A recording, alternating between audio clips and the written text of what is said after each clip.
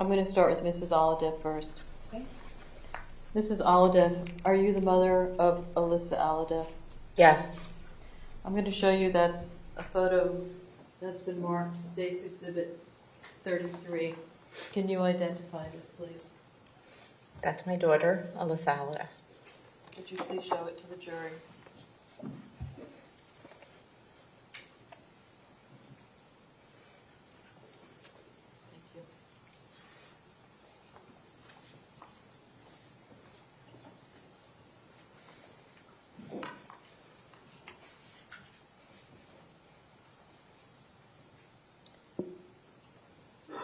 Mrs. Alhadeff, did you prepare a statement to be read to the jury today? Yes. Will you please read it for us? The Oxford Dictionary defines grief as deep sorrow, especially that caused by someone's death. I don't believe the word grief adequately describes what I have felt since Alyssa was shot and killed almost 4 years ago. How can I possibly measure the impact felt by the loss of Alyssa? It's as if I have all the love in the world to give and no one to give it to.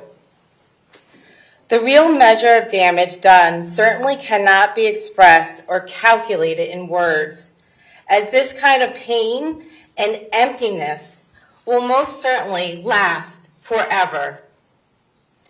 It is the most devastating event when a parent outlives his or her own child.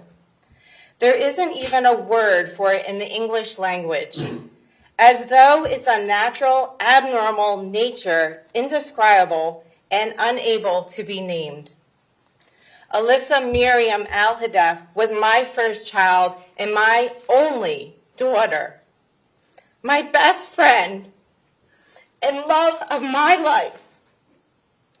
She was the heartbeat of our family. She loved soccer and riding the waves of Long Beach Island, New Jersey every summer. Alyssa always kept us on our toes, always. She was an incredible big sister to Robbie and Kobe, and negotiator extraordinaire during families' discussions. As the captain of her soccer team, she was a source of support, protection, and motivation for her friends, both on and off the field. Alyssa had no idea how amazing she was. In fact, her humility was one of her most attractive qualities. I think about her every day, and I wish she was here with us.